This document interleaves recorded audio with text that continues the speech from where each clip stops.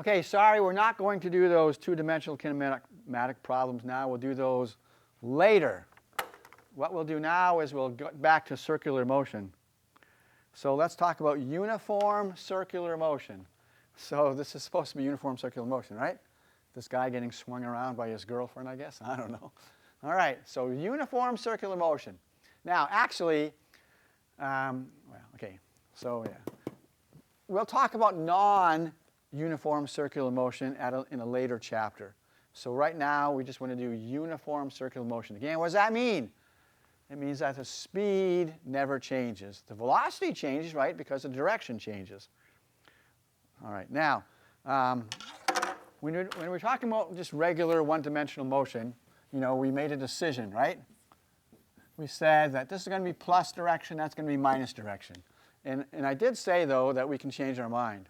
Well, now we're talking about circular motion, So what is it? Well, you can go, so that's called clockwise, right, like the clock.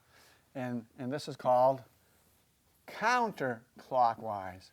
Well, you got to make a decision. What are you going to call positive? What are you going to call negative? Well, sorry, but people have already made the decision. So counterclockwise, believe it or not, is the positive direction. Clockwise is the negative direction. All right? And we're never going to change that. So you need to remember that, or else you're going to get everything wrong, Okay, so again, let's talk about acceleration. Okay, so how many times have you seen this slide, right?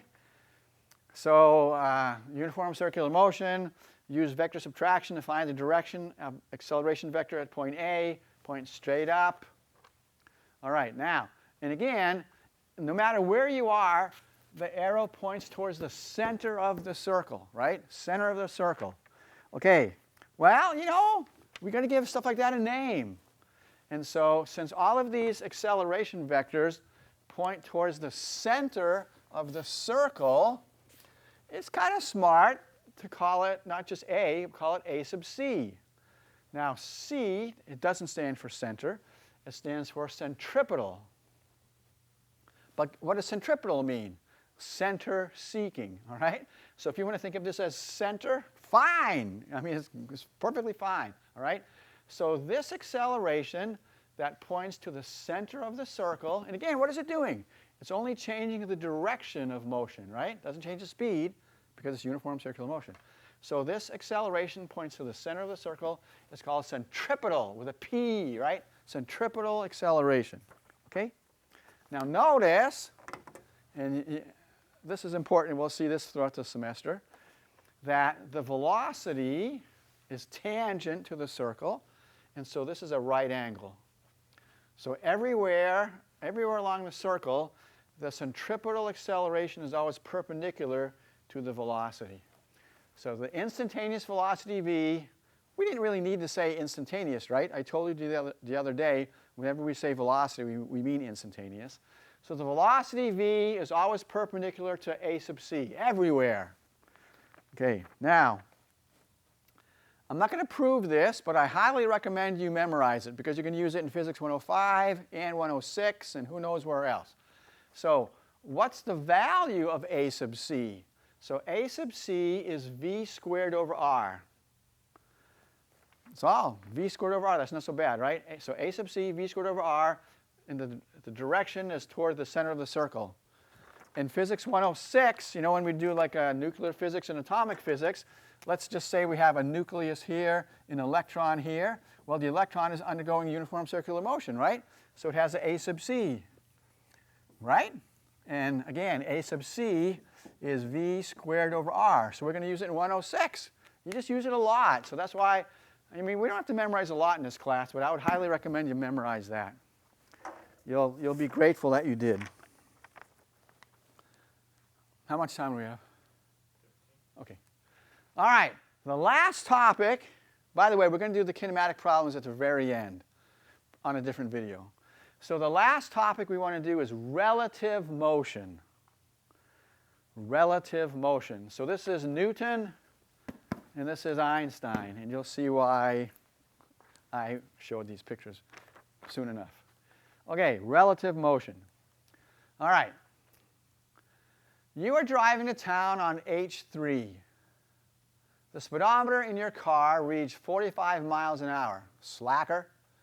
I am also driving to town on the same section of H3, and since you are driving so slowly, I pass you.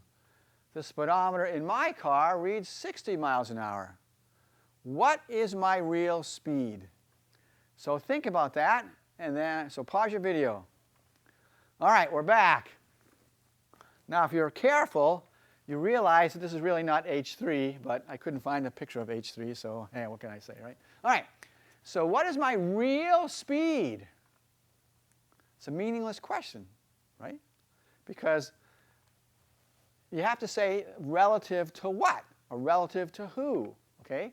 So basically, objects move relative to a reference frame, In other words, you know, relative to the ground, I am going 60 miles an hour. Relative to you, I'm going 15, right? You know, relative to myself, I'm not moving at all. So, I mean, here's important. So objects move relative to a reference frame. So you can never ask a question like this, what is my real speed? It has no meaning. You have to say, what is your speed relative to the ground, relative to a car, relative to a bird, whatnot. Okay, now, this is a great cartoon. So the child asks the mom, Mommy, what's the fastest animal? Normal person answer, the cheetah. Biologist, a descending peregrine falcon. I don't know if I pronounced that correctly. Engineer, a human being in an orbiting satellite. Physicist, unspecified reference frame. Question invalid. Get it? All right.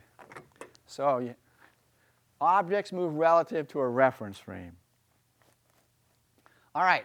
So here's a question. Velma, in a train moving eastward at 70 meters per second, throws a ball toward the rear of the train at 20 meters per second. All right, so Velma's going east, 70 meters per second, and she throws a ball toward the rear at 20 meters per second. The velocity of the ball relative to Mort, who is standing beside the train, is what?